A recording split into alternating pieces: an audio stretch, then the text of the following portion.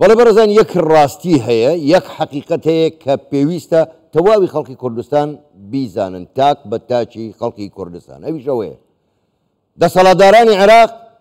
ئیعلانی ئەنفالی خەڵکی کوردستانیان کردووە، ئەویش ئەنفالی برسیکردن، ئەنفالی موچە بڕین، ئەنفالی پارەی خەڵکی کوردستان بە هیچ جۆرێک ئەوان نایەنەوێ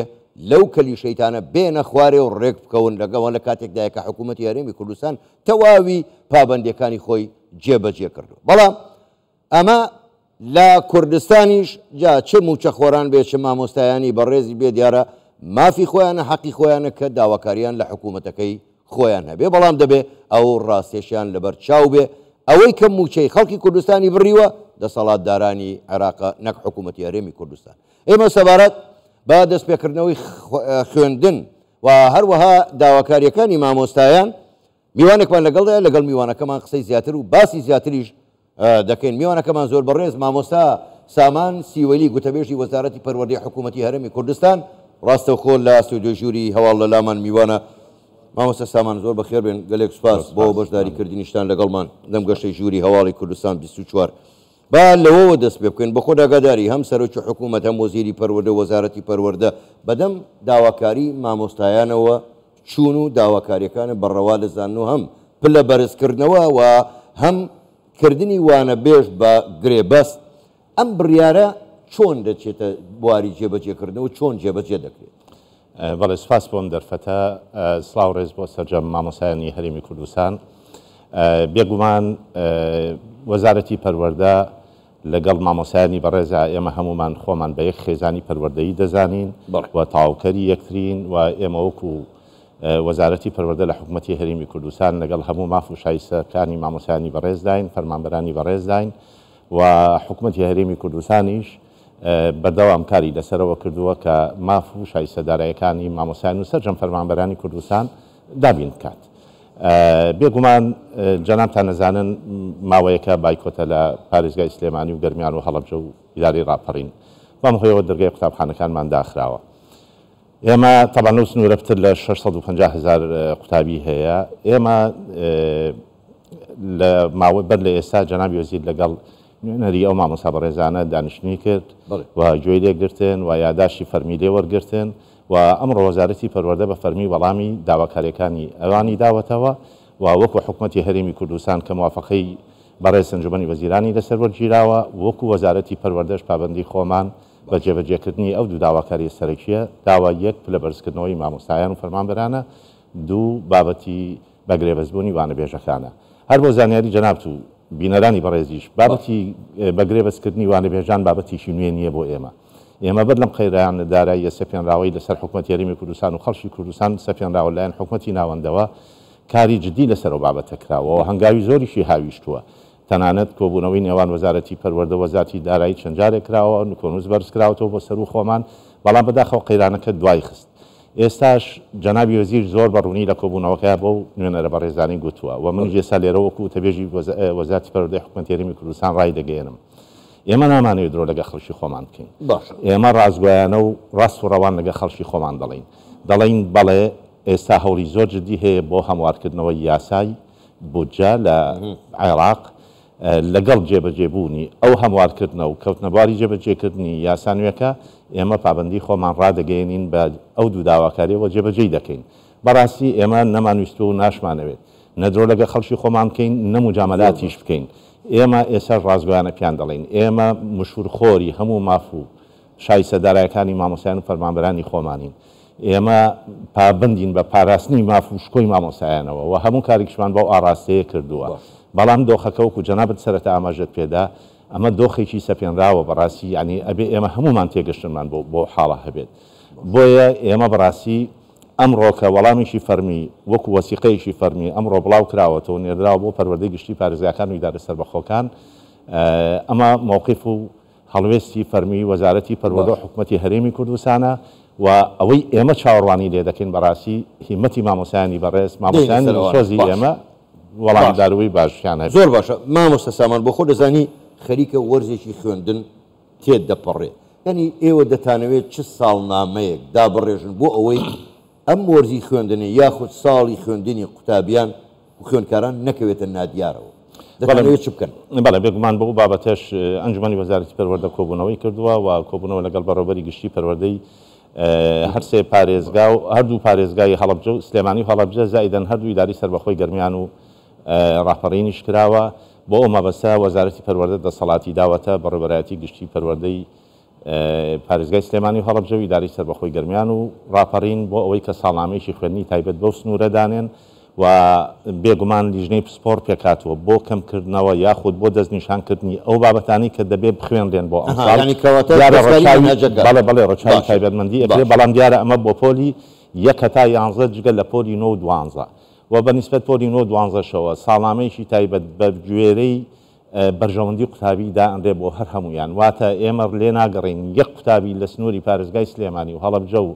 ئیداری سەربەخۆی گەرمیان و ئیداری سەربەخۆی ڕاپەڕین زیانمەند بێت لەم بابەتە بۆیە هەموو جۆرە هاوکاری و ئاسانکاریە گەکەین ئەو دەسەڵاتە دراوە بە بەڕێوەبەراتی گشتی ئەو سنوورە بەڕێوەبەراتی گشتیەکانی پەروەردەی ئەو سنوورە و دڵنیام ئەوانیش ڕەچاوی دۆخەکە دەکەن و تایبەتمەندیان لە بەرچاو دەگیرێ بۆیە ئومێد دەکەین کە مامۆسانی بەڕێزیش دووبارە داوان لێ دەکەینەوە کە بەشگەی قوتابخانەکانمان بۆ مامۆستا سامان ینی هەم حکوومەت وەکو لە قسەکانی ئێوەش دەرکەوت هەم حکوومەت هەم وەزارەتی پەروەردە بەدەم داواکاری مامۆستایانی بەڕێزەوە هاتوون ئێوە اینجا ئێوە چ داواکاریەک بۆ هەماهەنگی مامۆستایان لەگەڵ وەزارەتی پەروەردە چیتان هەیە؟ ئێمە وەکو گوتمان خۆمان بە دەوری سەرجەمافەکانیان نەزانین ئێمە بەڕاستی خۆمان بە نوێنەری ئەوان نەزانین ئێمە و ئەوانمان نییە ئێمە هەمومان یەک خێزانی پەروەردەین و یەک وەزارەتین و یەک ئامانجمان هەیە بەڕاستی بۆیە وەکو گوتم ئێمە هەرچیمان پێ بکرێت وەکو لەمە پێشی چیمان پێکراوە لەگەڵ پرۆسەکە بووین و بۆ لەمە دواش لەسەر خەت دەبین بەردەوام لەگەڵ مافەکانیان و هەر بۆ زانیاری جەنابیشتان بابەتی وانەبێژان یعنی ئێمە لە چەند ساڵی ڕابردووە بە هەوڵی بەڕێز وەزیری پەروەردە دکتۆر ئالان یعنی هەوڵێکی زۆر جدی درا بۆ ئەوەی کە ئەوانە کرانە مەقتوع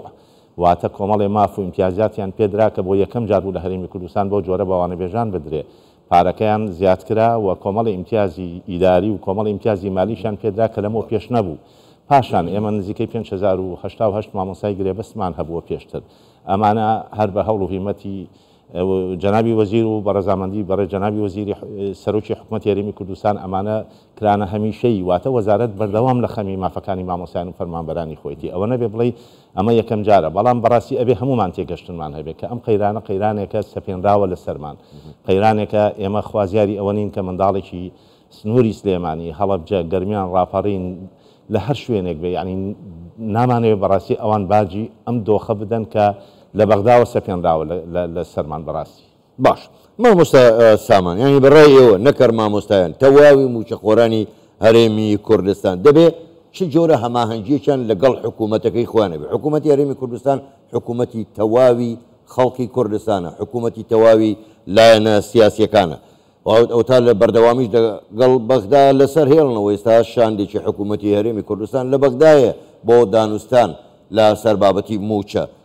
ینی دەبێت چی بکرێ ینی چۆن ئەم هەماهەنگیە لە نێوان حکوومەتی هەرێمی کوردستان و تەواوی خەڵکی کوردستان و بە دیاریکراویش ڕاستەکەی دەبێ هەموو خۆمان لە یەک سنگەرا ببینین کاک حاکم واتە هەمومان چارەنووسمان یەک چارەنووسە خوا نەخواستە هەر مەترسیەک لەسەر قەواری هەرێمی کوردستانە بێت لەسەر هەمومانە هیچ جیاکاریەک نابێ وەڵا ئەمە مامۆستایە زیانمەند نەبێ و ئەوە فەرمانبەری وەزارەتی ترە زیانمەند بێ یا ئەمە فڵان سنوورە زیانمەند نەبێ هەمومان لە وەکو کوردوتەنی لە یەک کەشتیین بۆیە دەبێ هەمومان دەست لە ناو دەستکەین بەڕاستی لەم ڕۆژگارەیە هەمومان بەڕۆڕووی ئەو پیلانە دوژمنکارانە بینەوە کە ڕوبەڕووی هەرێمەکەمان کراوەتەوە هەر یەکەمان لە ئاستی خۆی بە بەرپرسیارەتی خۆی هەستێ بەرامبەر ئەم واقعەکە سەپێنراوە لە سەرمان و بە دڵنیاییەوە ئینشاءڵڵا تێپەڕێت بۆیە حکوومەتی هەرێمی کوردستان هەموو پابەندیەکانی خۆی بەرامبەر حکوومەتی ناوەند جێبەجێ کردووە بە مەبەستی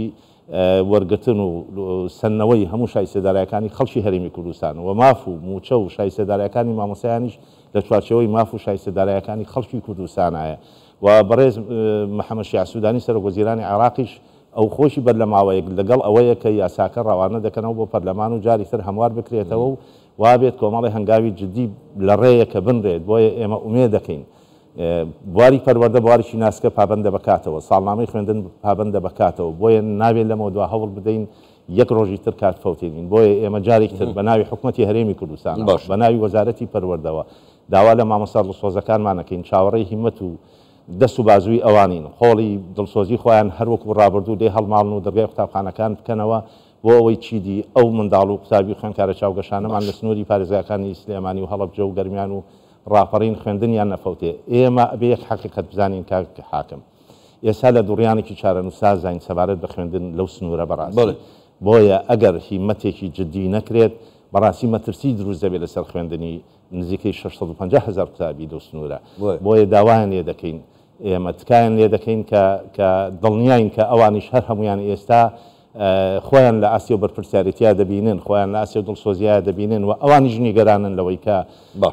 دەرگای قوتابخانەکان داخراوە بۆیە تکایان لێ دەکەین کە ئێستا دەرفەتێک هاتوۆتە پێش حکوومەتی هەرێمی کوردستان وەزارەتی پەروەردە